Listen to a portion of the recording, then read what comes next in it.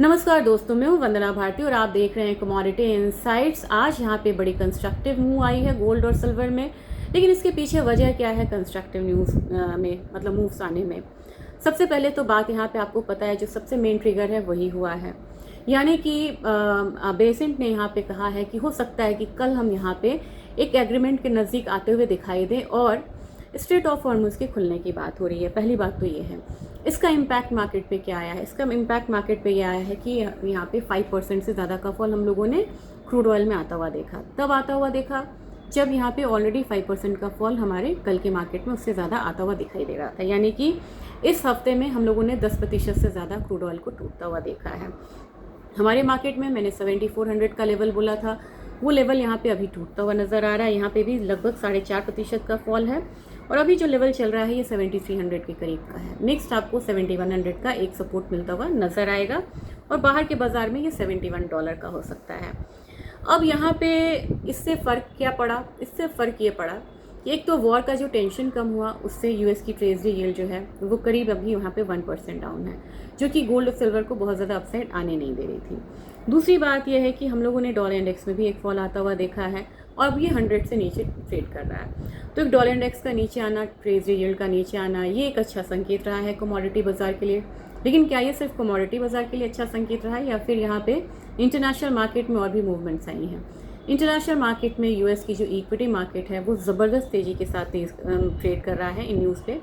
S&P में 1% का upside है, जबकि कल भी एक अपसाइड था। डाउ जोन्स में हम लोगों ने 1.25% का अपसाइड देखा है और जब क्रूड ऑयल नीचे आता है ना तो डाउ जोन्स ज़्यादा संभलता है, क्योंकि वो इंडस्ट्रियल एवरेज को देखता है। इन सब समीकरण के बीच में फैक्ट्री ऑर्डर्स जो है वो फैक्ट्री ऑर्डर्स कह रही हूँ, ट्रेड बैलेंस का डेटा यूएस का निगेटिव आया है। जोल्ट्स ओपनिंग यहाँ पे निगेटिव आई है, एक दो और डेटा यहाँ पे निगेटिव आया है। फिर भी पूरी चीज़ों में बदलाव क्या आया है जिसकी वजह से मार्केट में हम लोगों ने इतना एक पॉजिटिव मूव आता हुआ देखा है? इसका कारण है, आपको वॉच करना होगा Fed tool watch. Fed tool watch अब क्या दिखा रहा है? वो इंटरेस्ट रेट के हाई की पॉसिबिलिटी दिखा रहा है सितंबर महीने में। तो सितंबर महीना सबसे क्रूशियल था, जहां हम लोगों ने 81% तक के चांसेस बनते हुए देखे थे, जब क्रूड यहाँ पे $90 चला गया था और फिर से इन्फ्लेशन फेयर की बात हो रही थी। अब यहाँ पे वो जो 81% का जो एक पॉसिबिलिटी बन रही थी ना सितंबर महीने में, वो अब घट के 54-50% पे रह गई है। कुछ मतलब कई बार वो 47% तक भी गया है। यानी कि धीरे धीरे सितंबर महीने में जो तलवार लटक रही है ना, इंटरेस्ट रेट हाइक होगा और वो गोल्ड मार्केट के लिए अच्छा नहीं है, कमोडिटी के लिए अच्छा नहीं है, पूरी इकोनॉमी के लिए अच्छा नहीं है, वो फियर थोड़ा सा यहाँ पे कम होता हुआ नज़र आ रहा है। इसकी वजह से हम लोगों ने एक मूव आता हुआ देखा अपसाइड। लेकिन आज के दिन भी, जैसा मैंने आपको मिड डे एडिशन का, आप एक बार ही जाके वीडियो ज़रूर देखिएगा, वो बहुत डिटेल वीडियो होती है जिसमें मैं चार्ट सिखाती हूँ। वहाँ पे मैंने आपको कहा था कि गोल्ड में मूव कम रहेगी, सिल्वर में ज़्यादा रहेगी। हुआ वैसा ही है। सिल्वर गोल्ड स्पॉट मार्केट में 4080 के करीब है, $25 का एक अपसाइड है, लेकिन 0.7% ही बढ़ी हुई है। लेकिन फ्यूचर्स मार्केट में ये 4137 के करीब है। अब यहाँ पे आपको रेजिस्टेंस आएगा कहाँ पे? 4160 4165 के करीब आपको रेजिस्टेंस आएगा। तो देखिएगा कि कल वहाँ मार्केट रुकती है, फिर वहाँ उसको ब्रीच करती हुई नज़र आती है। ब्रीच करती हुई नज़र आएगी तो माने मार्केट यहाँ पे काफ़ी स्ट्रांग है, और नहीं तो वहाँ पे एक पॉज आ सकता है। अब यहाँ पे 1.25% का अपसाइड हम लोगों ने फ्यूचर्स मार्केट में देखा, स्पॉट से 0.7% से बड़ा है। हमारी मार्केट कितनी ट्रेड हो रही है? 1,44,000 1,44,000, यानी कि आप अपने पहले रेजिस्टेंस के पास जा रहे हैं, जो कि है 1,45,000 का। दूसरा आपको रहेगा 1,48,000। क्या ये वन गो में आएगा? जी नहीं, थोड़ा सा मार्केट यहाँ पे रुकेगी, कहाँ पे? 1,45,000 की तरफ, क्योंकि वहाँ की क्लोजिंग बहुत इंपॉर्टेंट है। नहीं होके दोबारा नीचे आएगी तो फिर ये रेजिस्टेंस जो है स्ट्रांग होता चला जाएगा।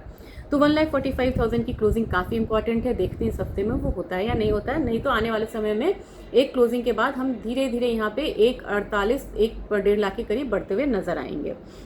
बात सिल्वर की यहाँ पे आज होनी चाहिए, क्योंकि सिल्वर में मैंने पहले भी कहा था कि एक अपसाइड मूव देखने को मिल सकता है। चार्ट्स ऐसा इंडिकेट कर रहा था।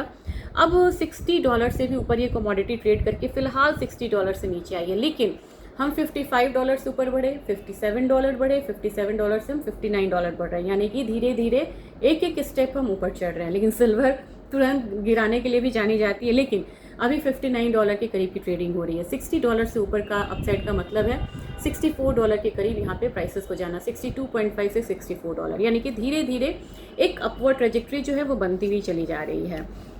इसमें ध्यान रखिएगा $57 अभी भी सपोर्ट है। इसके बाद अगर आप MCX की बात करेंगे, MCX में हम लोगों ने 2,22,000 का लेवल तो आता हुआ देखा, 4,000 का एक हम लोगों ने अपसाइड अभी तक आता हुआ देखा है। इसमें 2,25,000 मान के चलिए, जैसे हम लोगों ने 1,45 माना है गोल्ड में, इसमें 2,25,000, फिर 2,30,000, ये 2 लेवल्स आपको सिल्वर में देखने को मिल सकते हैं। और जो सपोर्ट रहेगा वो आपको 2,12,000 14,000 का रहेगा, और बायस जो है वो भी आपको अपसाइड का। और इसका जो मूवमेंट है कल के दिन में आपको ETF में दिखता हुआ नजर आएगा, क्योंकि ETF में मिड डे एडिशन में मैंने चार्ट दिखाया था कि किस तरीके से सपोर्ट वहाँ पे बनता हुआ नजर आ रहा है। अब नेचुरल गैस की बात करेंगे। नेचुरल गैस में बहुत वीकनेस है। आप लोग बोलते हैं ना कहाँ से बाय करें, अभी बाइंग मत करिए, क्योंकि अभी ये बिल्कुल अभी बाइंग की उसमें नहीं है। अभी 3.5% का फॉल आया, 255 के करीब नेचुरल गैस आया है, इसीलिए मैंने इसमें भी कोई भी स्ट्रैटेजी नहीं दी है। अभी इसका प्रेशर है और 2.67 है इंटरनेशनल मार्केट में, अभी फॉलिंग ही है, और हो सकता है कि हम इसमें 242 245 वाला जोन आता हुआ देखें। तो नेचुरल गैस वीकर टेरिटरी में है, बाय न करें, सेल मतलब हायर साइड पे आप इसे सेल करके चल सकते हैं। बेस मेटल काउंटर में आएंगे। बेस मेटल काउंटर में अब जब यहाँ पे बात हो रही है कि पॉजिटिव सेंटिमेंट्स बनने जा रहे हैं, तो और क्रूड यहाँ पे कम होगा और स्ट्रेट ऑफ हॉर्मुज खुलेगा, तो इकोनॉमी यहाँ पे अच्छी होने की थोड़ी सी यहाँ पे उम्मीद है, क्योंकि एक स्टेटमेंट नेगेटिव आएगा ना तो फिर ये सारे समीकरण आपको बदलते हुए नजर आएंगे।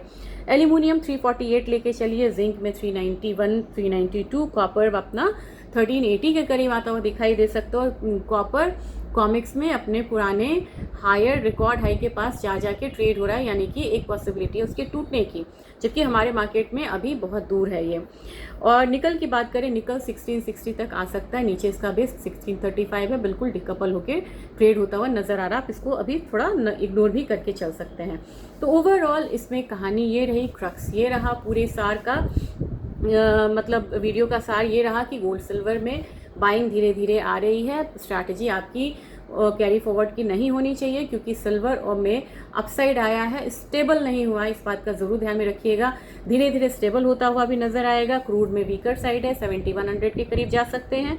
बेस मेटल्स में बाइंग है।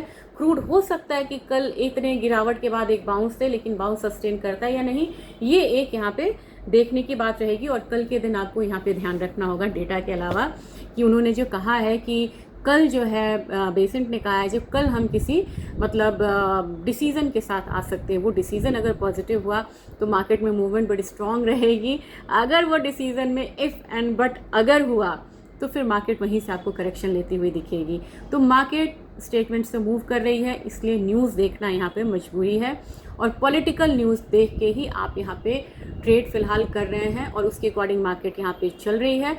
जाते जाते एक पॉजिटिव नोट, क्योंकि यहाँ पे अब साउथ कोरिया भी गोल्ड की बाइंग कर रहा है, तो गोल्ड की बाइंग में सेंट्रल बैंक्स हैं बढ़ रहे हैं, ETF की बाइंग बढ़ी है, बारिंग कॉइन्स की बाइंग बढ़ी है, ज्वेलरी डिमांड अभी भी कम है, और वो जैसे ही बढ़ेगी और ETF बाइंग थोड़ी सी और स्ट्रांग होती है तो ये रैली को एक पुश मिलता हुआ दिखेगा। Thank you.